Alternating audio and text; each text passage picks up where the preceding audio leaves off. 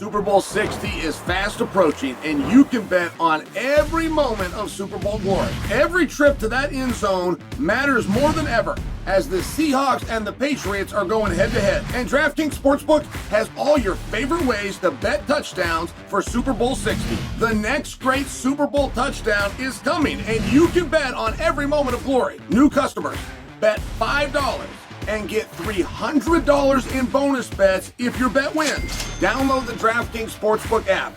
Use the code SONNEN. DraftKings, the crown is yours. Stay in on the action and use your bonus bets on DraftKings same game parlays for a shot at an even bigger payout. Love the thrill of live betting? Bet live on star player props and in-progress games right as they happen. If sports betting is not yet available in your state, don't worry. You can still join in on all the fun with DraftKings Daily Fantasy Sports and have a shot to win cash prizes. Download the DraftKings Sportsbook app right now. New customers, use my promo code SONNEN and bet just $5 on any wager and get $300 in bonus bets if your bet wins. That's promo code SONNEN only at DraftKings Sportsbook.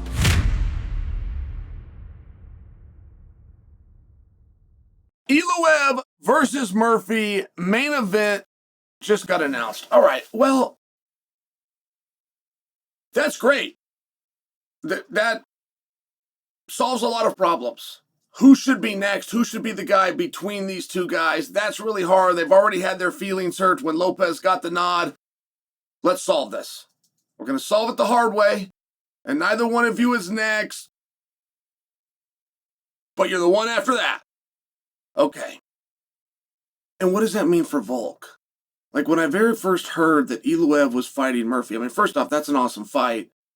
But my very first reaction is, well, what does that mean for Volk? That means we're not going to see Volk for a meaningful period of time. Unless this whole thing is the swerve to get yet another opponent booked for Volk. Well, we can't do Ilia or Murphy. They're both busy. It doesn't seem that way, though, because they're fighting next month. So it seems like everything's right in line.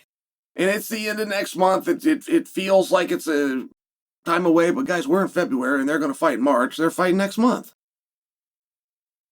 So the winner of that draws into Volk. I think we can pretty confidently say, guys, how did we end up on Lopes? I'm still stuck on that. And I like the idea of Murphy and Ilia fighting. I mean, it makes a lot of sense. In boxing and in many times in MMA, it wouldn't be two top guys fight each other. One of them would have to beat the former number one contender. So one of them would actually draw into Lopes, get the jump on Lopes, and that will qualify you to fight for Volk. Now, that's not the scenario we're in. I just don't know where we go with Lopes. I don't know where we go with Diego, but I don't understand how Diego got that fight. I'm questioning it to learn something. I'm not questioning it to be the skunk at the garden party. Is Lopes a massive star somewhere? Does Lopes move the needle? Should I expect Lopes' next fight to be also a really big fight because he is a big draw? I ask the thing because if those things are true, I need to know. It is my job to know. I just still don't know how we got here. Look, there was only one explanation ever even offered to us for why Lopes was fighting Volkanovski. And it was offered by Ariel Helwani, and Ariel said it like it was fact. Ariel goes, well, you know, Lopes stepped in and had that great fight with John Silva and saved UFC Noche head-to-head the same night against Terrence Crawford and Canelo Alvarez. And he said it like, you know, because he had done that, then he was rewarded with a title shot. And rewards are a very real thing. I don't get it. Why does fighting John Silva, it wasn't like short notice or something along those lines. It wasn't a match that doesn't belong. It wasn't like the top guys taking on number 19. It wasn't like that. You had two known guys, and one was red hot, and one was coming off a loss, and Lopes, and they went out there. I mean, it kind of seemed like an opportunity for Lopes to me. It didn't seem like a big risk. It seemed like an opportunity. But Ariel, and then I don't know what the tie-in between Canelo and Crawford boxing across town on a different network. I didn't get it. I didn't get it. I don't know how we got here. So when I asked this again, I don't ask this to be a jerk. I asked this like there was clearly something that I missed. I'm genuinely wondering what did I miss? Why was Lopez in the ring with Volkanovski? Why did that happen? Volk had won 5 rounds against that opponent. Volk arguably now has won another 5 rounds against that opponent. Like, with what I watched, I felt like this was a different fight, and I felt like it was closer. But it was still 5 rounds for Volk. And one judge had it that way.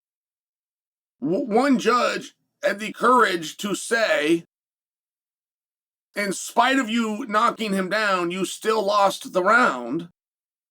It's now 10 rounds to 0. Which does bring me back to, why did we do that? And I have to know everything. I'm just curious. I have to know everybody's business. I have to know everything that everybody's doing. I have to know what everybody's getting paid, who they trained with. I have to know everything. I'm just a curious guy. Why did we do that? And if we did that, and then we're going to go look at the rankings today, if we did that and we're going to argue that that was the right move, of which it might have been, but then what do we do with the rankings? The rankings drop Tuesday morning at 9. What do we do with Lopez? In theory, if you lose a title shot, you're the next best thing. In theory, number 1 contender means we've established consensus-wise that you can beat the field, and there's only one thing left to question: can you beat the champion? In theory, that's what number 1 contender means. So whether Lopez lost 10 rounds or officially 9 rounds out of 10 rounds or not, if he was the right guy, if we had it right, then he will be number 1. We would be in the exact same spot. He can still beat the field, we believe. He cannot beat the champion, but something tells me he's not going to be number 1. Something tells me he's going to be closer to 4. And if he is, in fact, 4 right now, with no other evidence than a match with Volk that went the exact same way, in fact, statistically, it went a little bit better, then he would be number 1. Or Chael has missed something. So I come back to my initial question, which is very sincere. I'm attempting to learn something, but if you know the answer, tell me what it is. Why did Lopez fight Volk on Saturday?